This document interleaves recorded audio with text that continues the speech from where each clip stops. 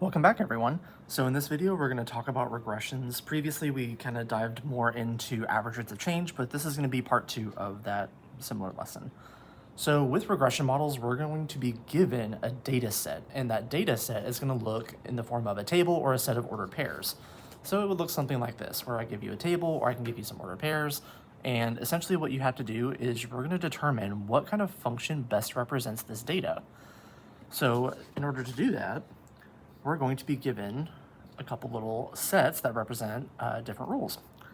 So in your data sets, what you're going to do is you're going to look at your change in your x and your change in your y, and the only thing that we're going to be able to do to determine a pattern is what we call either addition or multiplication, or some variation of the two. So we have a couple variations of addition that we're going to talk about. So with regression models, what you need to know is that subtraction and division technically don't work because they're not part of the patterns that we have up here. However, there is a loophole. So whenever you see subtraction happening in your data set, what you can do is actually just add a negative. So this is kind of what's going into that variation of addition. And then instead of dividing, like if you see values are being cut in half, so the pattern would be divide by 2. Instead of dividing by 2, you could say multiply by a fraction less than 1. So instead of divide by 2, you would say multiply by a half. Or if you see divide by 3, you would say multiply by 1/3. So it's tomato, tomato, but it's still remaining in the characteristics of your regression model stipulations. So within your different function types, we're going to look at your changes in your x and your y values. That specific change is going to dictate what type of function we're going to have. So if I see a change in an x that's adding and a change in a y that's adding, that's going to tell me that it's going to be a linear function, which means on your calculator, you're going to look for a specific regression. And then your regression form I also typed out over here for your convenience if you need it. So with these models, I've also given you the steps down here at the bottom. Whether you have a Casio or whether you have a TI, the steps are down here. So looking at these different function types, if we ever see an add change, that tells us it's going to be linear. If we have an add second difference, that tells us it's going to be quadratic. Now the second difference and then eventually the third difference, this is going to get into a variation of addition. So this will be, I'll show you guys what that looks like in a bit.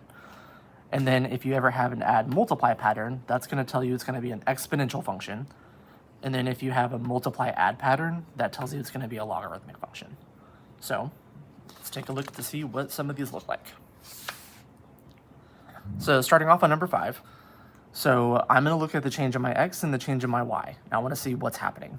So to go from -2 to -1 to 0 to 1 to 2, I'm looking for a very clear, consistent change throughout the entire table. So in order to do a clear, consistent change, I have +1, +1, +1, +1. So it's the same change. You don't want to see like +1, +2, +3, +4. That's not a clear, consistent change.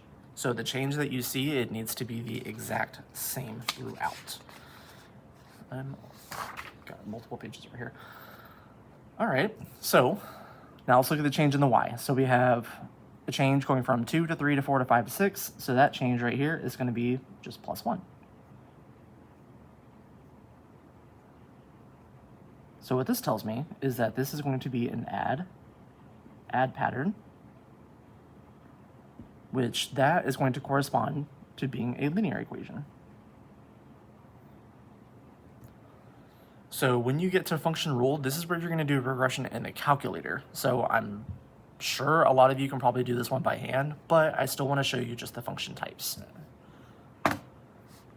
So on your calculator, so once you turn it on, of course, you probably are going to want to reset it. So just in case, I'm going to go down and do System, Reset, which is F5, then F2 for main memory, and then F1 to confirm.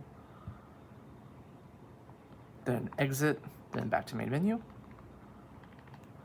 So when you get here, back to the main menu, what you want to do is you want to be able to input this data. So what I want to do on my calculator is I want to go to Statistics, which is number 2. So you can press 2, or you can scroll over and then press Enter. It's really up to you. And this is going to generate your list menu. So I want to type in all my x values in list 1 and then all my y values in list 2. So in list 1, I'm going to type -2 and then press execute to input it. Now make sure you're not doing a subtraction sign. If you do a subtraction sign for a negative, your calculator will not read it. So now we need -1, 0, 1, and 2. And then I'm going to toggle over, and then 2, 3, 4, 5, and 6. So once you have all your data input, I know this might seem like a small, but it's a very important detail. Make sure your x and y values actually correspond to each other. So -2 should correspond with +2. That is an ordered pair. They should be going across from each other. So once you have all your data input, then we're going to calculate, which is F2. And then we're going to do a regression, which is F3. And then, because we're doing a linear regression, that is a polynomial of degree 1, which that's what these are going to tell you up here. So we have x to the first power, which is linear, which is polynomial of degree 1. We have x to the second power, which is quadratic, which is a polynomial of degree 2. Then we have x cubed, which is cubic, polynomial of degree 3, quartic, degree 4. And then over here, if you look at F6, that means if you see that triangle, we're going to have more options. So I'm going to press F6, and now we have logarithmic, exponential, power, sinusoidal, and a logistic equation. Now, I want to do linear, but I just wanted to show you the different types. So I'm going to press F1 for linear, and then it gives you two models. You can do AX plus B or A plus BX. I've only ever used A plus BX in my business courses. I've never used it outside of those courses. So we're going to stick with F1 where it's AX plus B. It's slope-intercept form. So press that. And then you're going to get your function model displayed on the bottom. And then you're going to get your actual values towards the top. It's going to tell you what your A and B value are. So I'm going to plug in my A and my B value into my model. So I'm going to have y equals just 1x plus 4. And that's all you're going to do for that one. So now looking over at number 6, so I'm going to press exit, which sort of works like your back button. So I'm going to go back all the way until this is back to the graph calc test menu. And I'm going to essentially start over. So my change in x, I'm going from -2 to -1 to 0 to 1 to 2. So once again, we have a change of +1.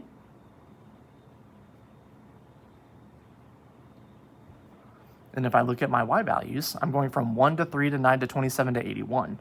So if I try to do addition, 1 plus 2, which gives me 3, but plus 2 would not give me 9. So that's not a clear and consistent change. So I'm going to try multiplying. So 1 to 3, which means times 3. 3 times 3, which gives me 9. Times 3, which gives me 27. I almost drew a 27. That's not right. And then 27 times 3, which gives me 81. That is there. Okay, so we have an add, multiply pattern, which tells us this is going to be exponential.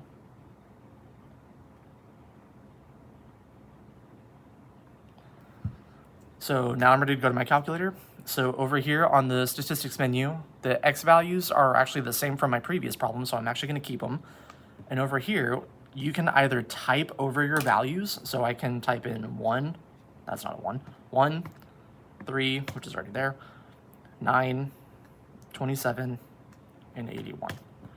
So you can type over them, or if you already have values in, what you can do is you can just press the delete button and it'll just get rid of them that way.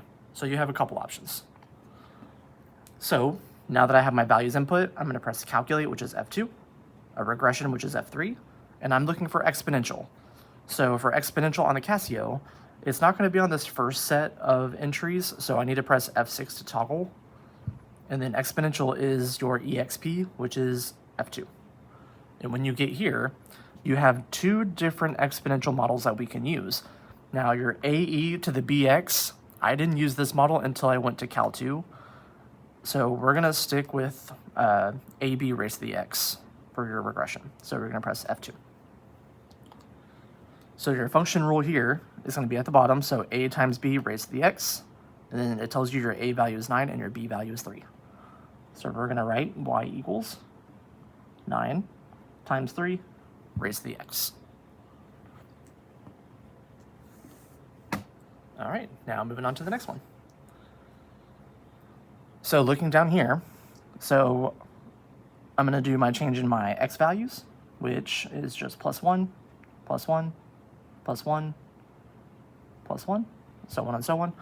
Now, if I look over here, my change in y's, if I'm going to go from -6 to 0, that means I need to add 6. But if I add 6 again, that doesn't give me 8. So let's try multiplying. So to go from -6 to 0, I have to multiply by 0, but then 0 times 0 does not give me 8. So this is one of those weird cases where addition and multiplication doesn't necessarily work, but we have a variation of addition that we're going to do. So I'm going to do +6, and then to go from 0 to 8, I'm going to do +8, 8 to 18 is +10, and then 18 to 30 is +12. Now, we don't have a clear consistent change yet, but if you notice, I can actually go again. So to go from 6 to 8, that's +2. To go from 8 to 10, that's +2. And to go from 10 to 12, that is also +2. Now we have a clear consistent change. So what this is called is a second difference. So it took the second time of doing my differences to figure out what the clear consistent change is. So up here when you do add, the first time you do the addition, this is technically the first difference. So then if I find the change of the change, this is what we call the second difference. And then if I go again, that would be what we call the third difference. And then the fourth difference, fifth difference, so on and so on. So with that, that tells me here, this is going to be add, and then second difference. So I'm going to do, I cannot spell, hello, this is why I teach math. So I'm going to abbreviate it a little bit, so second difference. All right, and then the function type, because it's add second difference, that tells me it's going to be quadratic. And now I'm ready to do the function rule. So press exit as much as I can.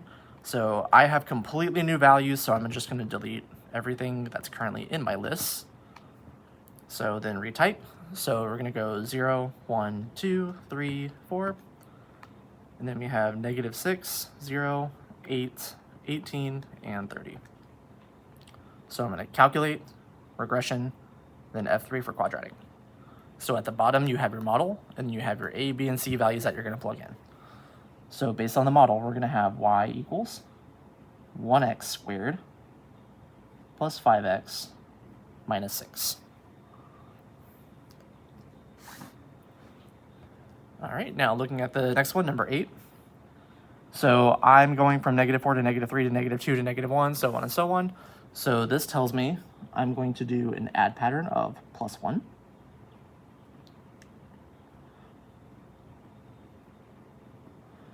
Now over here, I'm going from 70 to 34 to 16 to 10 to 10. So this one's going to be a little funky. So to go from 70 to 34, I have to subtract, but remember you can't subtract. So the loophole is you're going to add a negative. So to go from 70 to 34, you're going to add a -36.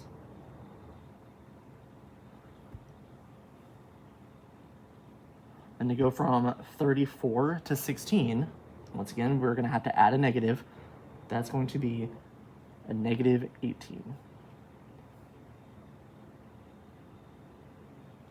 Okay, and then to go from 6 to 10, once again, we're going to add a negative. It's going to be a -6. And then 10 to 10, it's going to be just a change of 0. Now, to go, we don't have a clear consistent change yet, so I'm going to go and do a second difference. So to go from -36 to -18, I'm going to add 18. And to go from -18 to -6, that's adding 12. And then to go from -6 to 0, that's adding 6. So I still don't have a clear consistent change. So remember, this is your first difference. We just did a second difference. So now I want to try a third difference. So to go from 18 to 12, well, that's adding a -6. And then from 12 to 6, that's adding a -6. Now we have a clear consistent change. And that's at the third difference. So this would be add, and then third difference.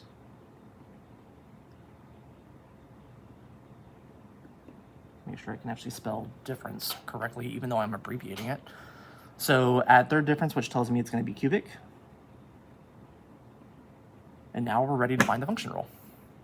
So your function rule here, what's going to happen, well, before I get ahead of myself, let's do the regression. Oh, you can't see anything.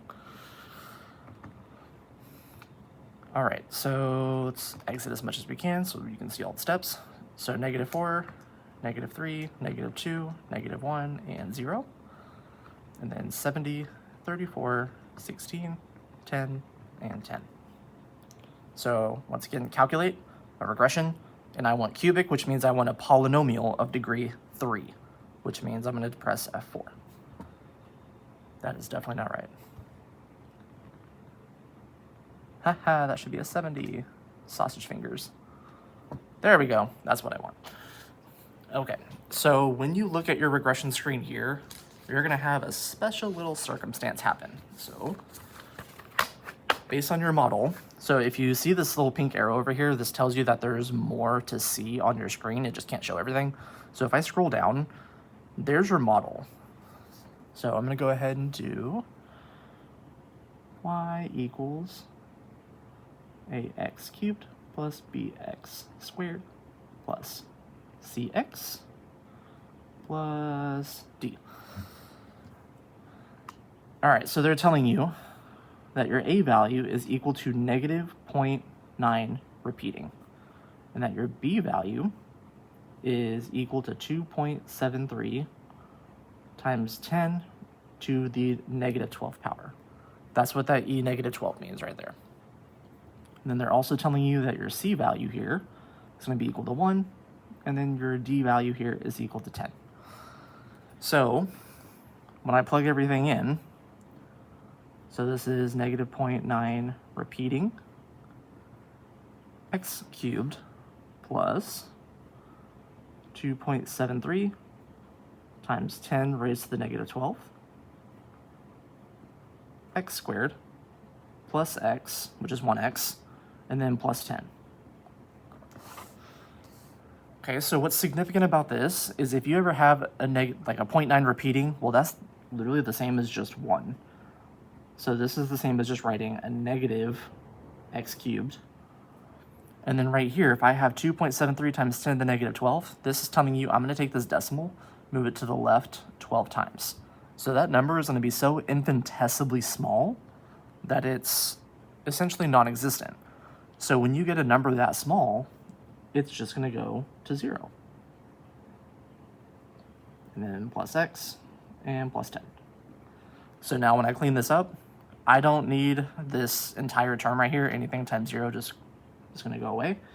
So this is just going to go to -x cubed plus x plus 10. So this is your model. This is the rule that we're going to use. So we're going to have y equals -x cubed plus x plus 10. All right, now let's do one more. So I'm not going to do number 9. I do want to come down here to number 10. So there's not a ton of room on this one. So I'm actually going to do this on scratch paper. So I'm just given ordered pairs. I'm not given a table, but just because I don't give you a table doesn't mean you can't make one. So I'm going to make my own little table. So I'm going to have my change in my x, my change in my y. So I have 1, 4, 2, 6, 4, 8, and then 8, 10, 16, 12, and then 32, 14. So this is our change, or rather our data that we're given. So I'm going to look at my data set. So if I look at my change, if I'm going from 1 to 2 to 4 to 8 to 16 to 32, well, this change, that's multiplying by 2. And it's a clear, consistent change throughout the entire x values, all the input values. Now, if I look at my y values, I'm going from 4 to 6 to 8 to 10 to 12 to 14. Well, that's just adding 2 each time.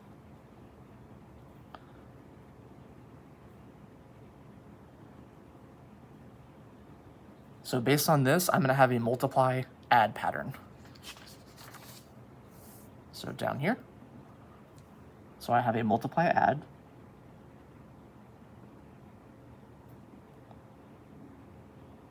And multiply add tells you it's going to be logarithmic.